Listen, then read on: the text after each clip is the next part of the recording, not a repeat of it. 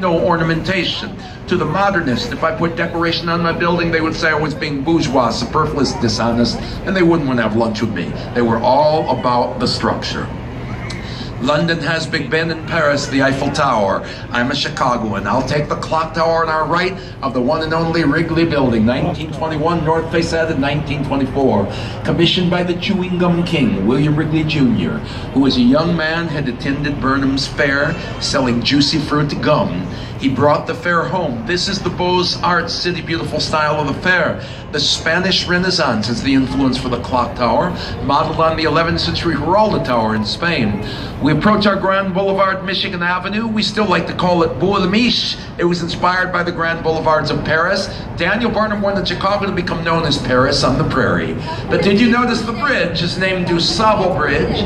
We are honoring our first permanent resident, the French-speaking fur trader from Haiti, Jean-Baptiste Pont du Sable, started the fur trading empire right about there in 1779. Looming on our right was Spire, the new second tallest building in Chicago. From Adrian Smith for Skidmore, Owings & Merrill, 2009. This is Trump International Hotel and Tower, 98 stories, 1,171 feet. This is not its entire height. Notice the architect put a needle on the roof, a spire. And when you rate all the tall buildings around the world, you must turn to the council. Sounding like a Monty Python sketch, they're called the Council on Tall Buildings in the Urban Habitat. And they will recognize a spire as an organic element of the captain into it. We're going to take 3 weeks and not go back to our dock, but go to New Orleans instead. The North Branch right, we approach from the east. Now imagine it's the 1800s and we would all be down here having a drink, a beer. Before Chicago was a city, first they built taverns, bars, so we would never go thirsty again. Where you see the Bauhaus Holiday Inn was the Miller House Tavern, 1827. The new River Point office complex, which indeed put an archway in to say, we're special. This is where the three branches of the river come together. Wolf Point Tavern, 1829. And at the corner of Lake Street in those early days, you would have stumbled into Chicago's only hotel, a barracks with a pig wallow for a street called the Saguenay. Saguenay is Native American, Potawatomi for Englishman. But the Saguenay Hotel was not run by the Englishman it was named for, Billy Caldwell. No, it was run by his best friend, the French-Canadian Creole fiddle player, Marc Beaubien. Beaubien was known for playing the fiddle at the hotel. He'd say, a fiddle like a devil, keep the hotel like hell. Yeah. Friends, very historic. The Saguenay Hotel, 13 electors sat down and they took a vote, 12 against 1 to incorporate. March 4th, 1837, Chicago becomes a city. Now, if you look around you, the North Branch of the river, we're going to tour just a little bit. This is still a working industrial river, but we are in the midst of a residential renaissance. More people are moving into Chicago than leaving it now because we have brought the Loop, the business district, the theater and nightlife district back to life. So, Wolf Point Tower is over here. That's going to be residential. Another cool thing you might notice, it's more recreational with kayaking. I want to give a shout out to San Antonio, Texas, as a matter of fact. San Antonio was reclaiming their river in the 1980s and spurred Chicago on to be a hot time in the old town tonight.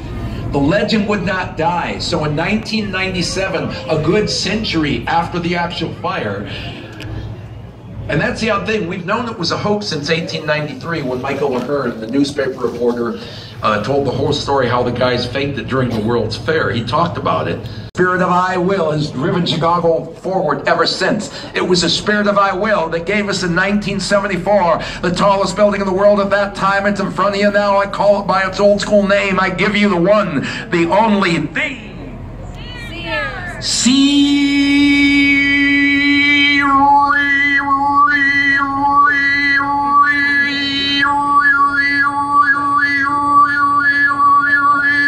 Tower, 1,451 feet. We don't count the antenna. Thank you, but you know if Fayun from the Tuvan band, The Lash, were here, he'd be shaking his head and saying, no, Kevin, more strong. I'm working on it. 1,451 feet, you don't count the antenna. Now, you see how it's a bunch of boxes like stacked together? Skidmore, Owings & Merrill sums this up with 2 words, bundled tube system. Like a bundle of 6 wrapped together for strength, 9 contiguous tubes, each 75-foot square. 2 up to 50 floors, 266, 3 go up to 90, the final 110 stories. Terminating because you're in the Windy City. Although the nickname for Chicago, Windy City, had nothing to do with the wind, it referred to our early politicians being like me, full of hot air. That's why they called us the Windy City. It is a windy city with 81-mile-an-hour winds. You have to deal with that. Personally, when I look at the Sears Tower and I think about the wind, it brings to mind the great Chinese philosopher Lao Tzu, writing in the Tao Te Ching, can one learn to be flexible? Can you follow the way of nature, the Tao? Can you bend and still remain straight? And I look at this laid in Gothic. You see, it looks a little like the turret of a Gothic castle, but then look to the crown, a very modern feature. A 10-story drum of glass, close to 2,000 lights inside. Later this evening, you will see this building from a distance, illuminated against the dark and wondrous Chicago American night. And you may hear Chicagoans calling it the White Castle. Now, would we call it the White Castle because we long for some Game of Thrones, the North remembers, medieval age past? No. We call it the White Castle because it makes us long for sliders, White Castle hamburgers, the stomach remembers. For the uninitiated, White Castle is a famous Midwestern restaurant with a similar neo-Gothic facade. Friends, I'm not trying to make a joke here. I had a White Castle executive from the restaurant take my tour. I verify my information. White Castle and 311 South Wacker were both modeled after the Water Tower, your visitor center, which is waiting you that escaped the fire. It's at Michigan Avenue right now. Look how this building on our right got more attention from tour boats by putting themselves on the map of the Chicago River. That red dot is that building. We never talked about this building too much. Then they put the map on, and they put themselves on the map. That's where you are on the river. Gaze up at the Sears Willis Tower one more time, my friends. And as you do, can you imagine that you are French? Your name is Alain Robert, but the whole world calls you French Spider-Man. I love Alain Robert. I follow him on Facebook.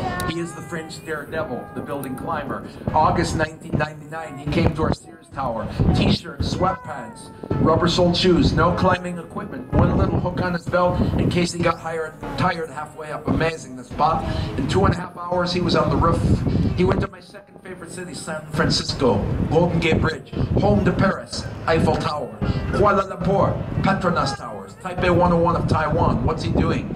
He's graduating up higher and higher, and in the jelly jar at the top of the mountain. With their permission, Alain Robert, French daredevil, climbed the Burj Khalifa in Dubai. A philosophical interlude. Can we consider the mind of building climber Alain Robert, how he looks at the universe? Because in its simplest definition, what is architecture? It is the way that we interact with and define the space we live in. You or I look at the Sears Tower perhaps saying beauty or function. Alain Robert sneaks up behind us and says, aha, I have found yet another obstacle to help me overcome my greatest fear in life. He's afraid of heights. That's why he climbs. He's trying to get over it. Now let me be clear. I do not want anyone to rush out and try to climb a tall building. No, no, no. But like Mr. Robert, can you just take a second, like he does, see the universe through new eyes? You see, I was taught to think this way by an architect philosopher who always said, consider the universe while you're riding spaceship Earth. He seemed to be a verb when he turned the tetrahedron into the geodesic dome, Epcot Center at Disney World. He's the reason in chemistry the carbon-60 molecule was named Buckminster Fullerene, Bucky Fuller. If you don't remember the work of architect Bucky Fuller, I would ask you to look him up tonight and turn in your papers to me tomorrow by 11 a.m. class. Thanks. An engineering marvel on your right, the former Chicago Mercantile Exchange Center. 2 40-story office towers originally housed a 40,000 square foot column-free trading floor. Ceiling struts supported by the load-bearing walls. However, look what they did for office space. The top 34 stories cantilevered out, sending weight down, and they serrated the corners so they could double the number of corner offices per floor, meaning double number of people could feel very important. If I may switch from the building and use my own arms for illustration as the towers, Houston, we have a problem. The towers are too heavy. Now here's what's going on. These are the 2 towers. Because of that extra weight, you know what's going to happen? Those towers are going to shift their weight. And if you don't pay attention, here's a little time-lapse photography. You're going to watch your building start here and end up here, tilting under their own weight. Now that doesn't happen. Why? Because you have a great, from the Czech Republic, structural engineering firm, Alfred Beneš Company, and using mathematics, they decide instead of building the tower straight, they will give them what we might call a camber, an artificial bow. And they do this by pulling the floor plates out 1/8 of an inch per floor from ground to midpoint and then reverse it. Are you still with me here? We've just given our towers that little camber. Now the weight shifts. What happens? The bow causes it to simply press down until it's in a straight line again. So instead of tilting in, it realigns itself.